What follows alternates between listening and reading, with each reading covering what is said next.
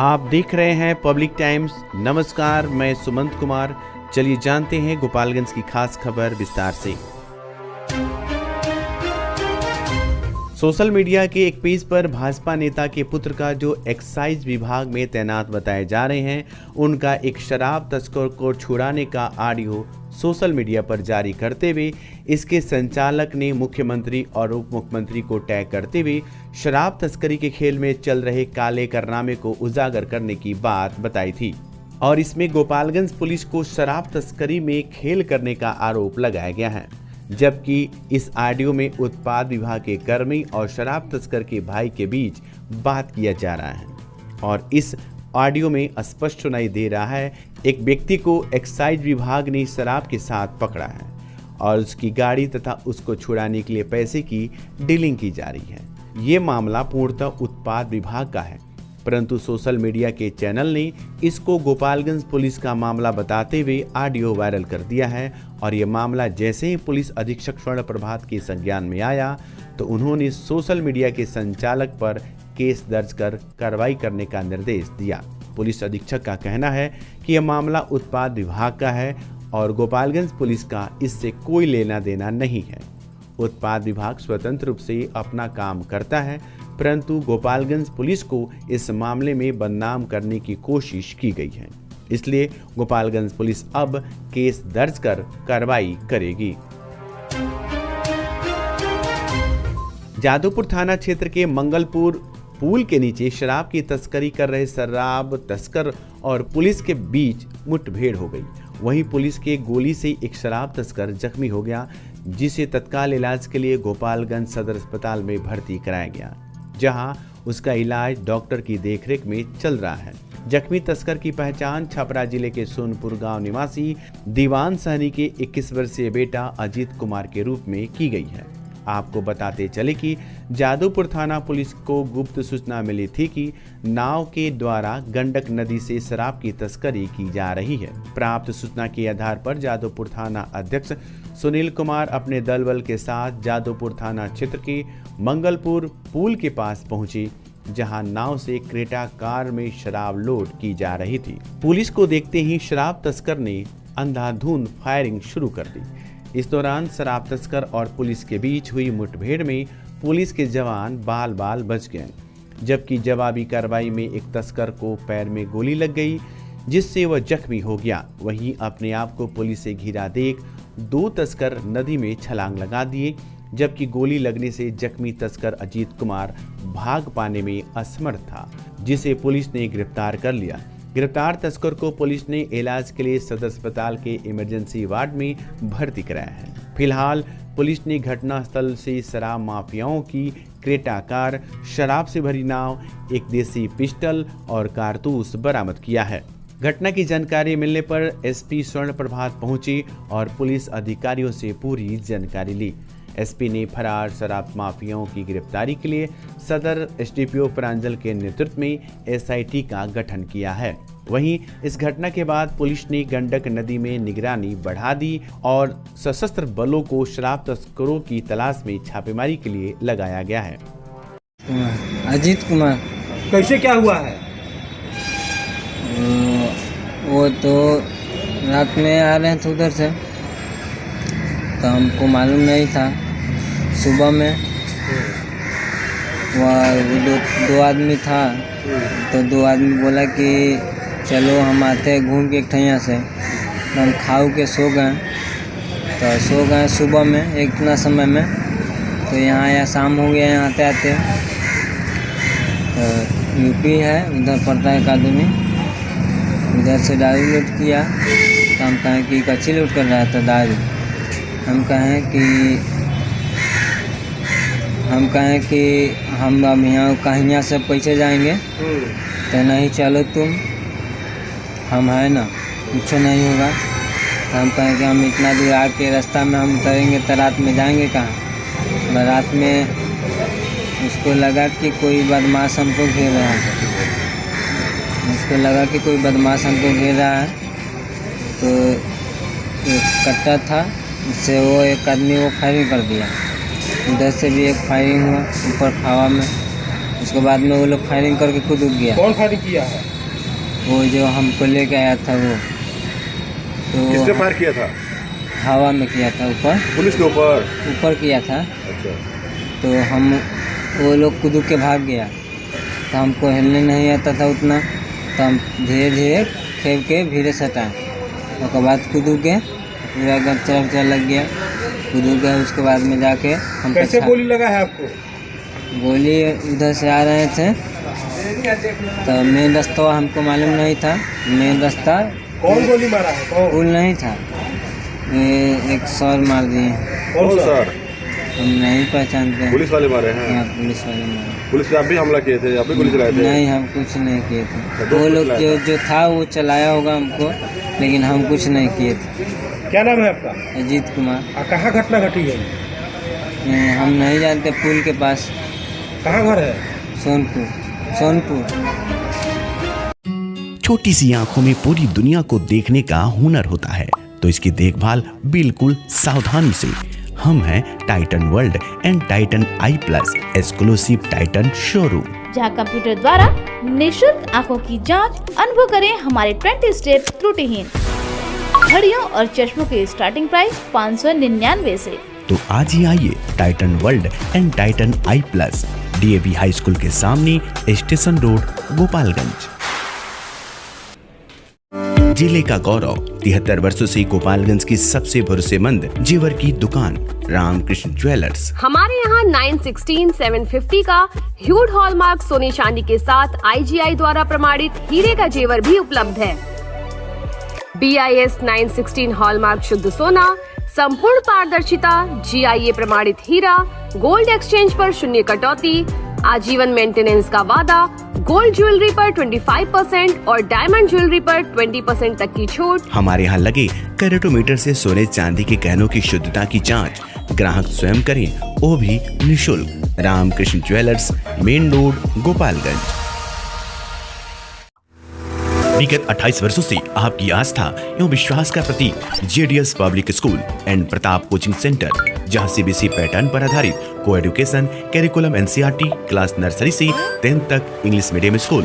साथ ही हमारे यहाँ 25% seat reserve for BPL family, science lab facilities, computer lab facility, smart classes and project work for each student, hostel for boys and girls. Admission open for 2023-24 session. JDS public school and Pratap coaching centre, Ramnath पथ, Saraswati Nagar, ward number 12, Gopalganj.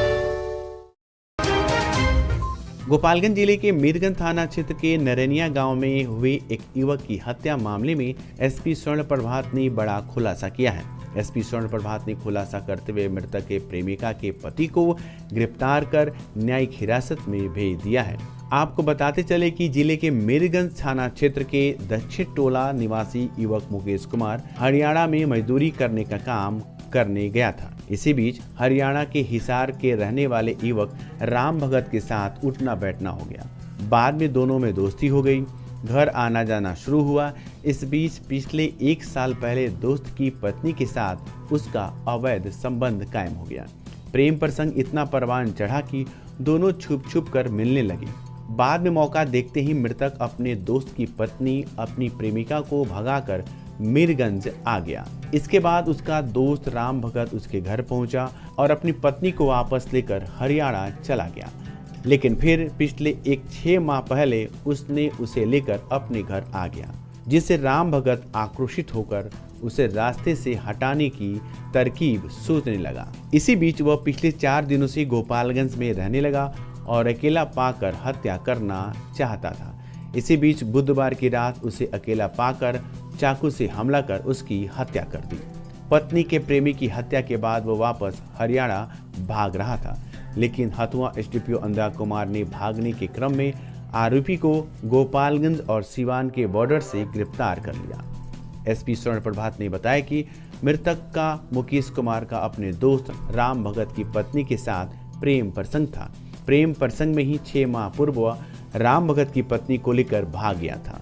प्रेमिका का पति बदले की भावना से हरियाणा से गोपालगंज पहुंचा और यहां पर उसने मुकेश कुमार की चाकू से मारकर हत्या कर दी। पुलिस ने आरोपी राम भगत को खून से लथपथ कपड़े, खून से सने चाकू और एक मोबाइल के साथ गिरफ्तार कर लिया है। एसपी ने कहा कि हत्या के 4 घंटे के अंदर ही मुख्य आरोपी को गिरफ्तार कर लिया गया है। बहरहाल प्रेम प्रसंग की हत्या की वारदात से इलाके में सनसनी फैल गई है। कल रात्रि में 8:30 बजे पुलिस को सूचना मिली कि एक व्यक्ति की गले में चाकू मारकर हत्या कर दी गई है। घटना की गंभीरता को देखते हुए हम लोगों ने एसटीपीओ हथुआ और सीआई मीरगंज के नेतृत्व में एक एसआईटी का गठन किया और थानाध्यक्ष के नेतृत्व में एक छापेमारी दल का गठन किया और टीम ने 4 घंटे के अंदर तत्काल कार्रवाई करते हुए जो घटना का मुख्य अभियुक्त है, जो हत्यारा है, उसको गिरफ्तार किया गया है। और जो घटना में प्रयुक्त खून से सना चाकू है और खून से सना हुआ जो कपड़ा है उसको भी बरामद किया गया है। और जो हत्यारा, उससे जब हम लोगों ने पूछताछ किया तो उसने बताया कि इसने इसकी पत्नी के साथ ये हरियाणा में रहता था, यह हरियाणा का रहने वाला है और जो मृतक है इसकी पत्नी को भगाकर 6 महीने पहले यहाँ ले आया था और पहले भी इनके बीच में समझौता हुआ था और ये दूसरी बार थी जब पत्नी को भगाकर ले आया था और इस आक्रोश में इसने इस घटना को हरियाणा से आकर अंजाम दिया है। कब हरियाणा से आया था और कैसे घटना को अंजाम दिया? ये बता रहा है कि पहली बार ये 6 महीने पहले आया था और उस समय समझा बुझाकर पत्नी को ले गया था। दूसरी बार ये 1 हफ्ता पहले आया था और कई दिनों से इसकी तलाश थी मृतक की और कल ये फाइनली अपने घटना को अंजाम देने में सफल हुआ। अब सर आगे क्या कार्रवाई होगी? इसमें चूंकि हत्या का मुकदमा दर्ज हुआ है और इसने अपने घटना में संलिप्तता स्वीकार की है और इसका जो चाकू है घटना में प्रयुक्त, ये सारी चीजें बरामद की गई है तो इसको माननीय न्यायालय में अग्रसारित किया जा रहा है। अब सर वो पत्नी कहाँ रहेगी? उनसे पूछताछ जारी है कि उनका क्या संलिप्तता है इस पूरी घटनाक्रम में। उनकी भूमिका भी अगर सामने आएगी तो उनको भी इस केस में अभियुक्त बनाया जाएगा। सर कितनों का केस हुआ? 1 आदमी। बिहार सरकार के द्वारा पंचायत प्रतिनिधियों के अधिकारों में कटौती करने के विरोध में गुरुवार को राज्य स्तरीय मुखिया संघ का बैठक का आयोजन किया गया। यह बैठक गोपालगंज के निजी मैरिज हॉल में। इस बैठक में मुखिया संघ के जिला अध्यक्ष अनुज कुमार सिंह ने कहा कि केंद्र सरकार पंचायतों के विकास के लिए राशि मुहैया करा रही है, लेकिन राज्य सरकार नए नियमों को लागू कर नई एजेंसी से काम कराने का निर्णय लेकर पंचायत प्रतिनिधियों के सम्मान से खिलवाड़ कर रही है। राज्य सरकार ने पंचायत सरकार भवन बनाने का अधिकार ग्राम पंचायत से छीनकर भवन निर्माण विभाग को देने और नल जल योजना को भी पंचायत से छीनकर पीएचडी को दे दिया है। पंचायत में चेक काटने का अधिकार सिर्फ मुखिया एवं पंचायत सचिव को है, लेकिन धरातल पर कार्य राज्य सरकार के एजेंसी से कराई जा रही है।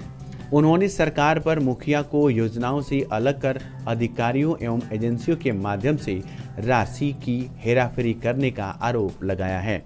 वहीं मुखिया संघ के प्रदेश अध्यक्ष मिथिलेश कुमार यादव ने सीसीडी पर आरोप लगाते हुए कहा कि सरकार के जो भी योजनाओं का काम अगर पंचायत में मुखिया के देखरेख में कराया जाता है तो वो अच्छा काम होता है, लेकिन सरकार मुखिया के अधिकारों का हनन कर रही है।